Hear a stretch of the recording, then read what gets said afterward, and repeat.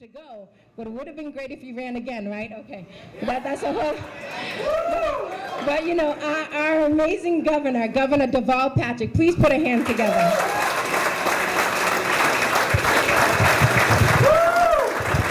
Thank you. Thank you, Linda. Good morning, everybody. It's a great pleasure and honor for me to be in your presence and in the presence of three extraordinary Democratic candidates. And I want to acknowledge each of them. Mary and Stephanie and Dan, thank you for putting yourself out there, for working as hard as you did and as well as you did. And on their behalf, I thank all of you too, because it only happens because of you. You know, every one of us who's spoken owes our elected office to you. And the fact that you went to work, that you showed up.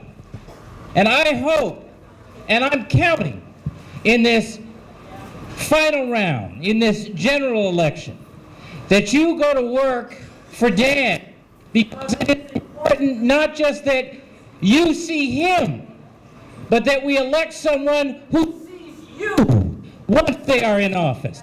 And Dan will do just that.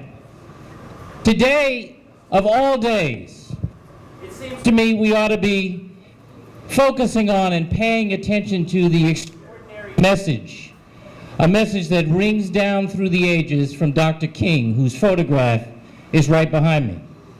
And Dr. King and those he advocated with and marched with and sacrificed for was not about getting the right to vote so that people could sit around on election day and say, I'm too tired to show up. It wasn't about making sacrifice so that we could sit out elections. We get the government we deserve.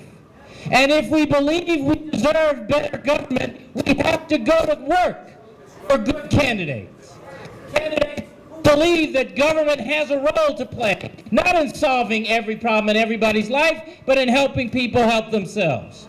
Who see how destructive it is to our present and our long-term interests to have the kind of income disparity that has been growing in this Commonwealth and in this country. Who see and care about and understand how important it is to bring peace to our communities, peace to our family, and hope to our hearts. Who understand there's a role that schools, great schools with great teachers, have to play in enabling every young person in the 12th Suffolk and everywhere else in the Commonwealth to reach for a better future, for their own sake and all of ours too. Time and time and time again, we listen to candidates who run for office trashing the office they seek. They run to the State House, they run to Capitol Hill in Washington and do everything possible to tear down their own government. And they talk about government as if it's some abstraction out there. Government is us. It's you and me. It's us.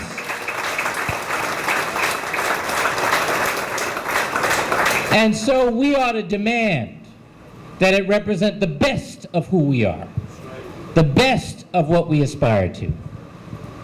So you know what you have to do. It's fabulous that we had this spirited primary and we now have a nominee. But our work is not done. You know exactly what to do. The point is, a whole lot of folks who are not in this room right now don't know what to do. You have to go out there and make it personal. You have to talk to your friends, your neighbors, your coworkers, your family members.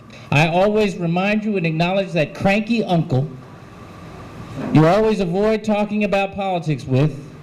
You got to talk to him too. You have to engage.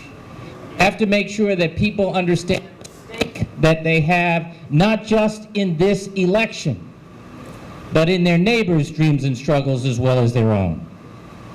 That's the kind of partner I need up on Beacon Hill. That's the kind of partner you need representing your interests up on Beacon Hill. And that's the kind of partner Dan Cullinane will be.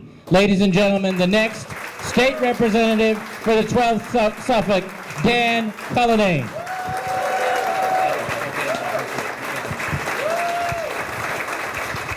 Thank you.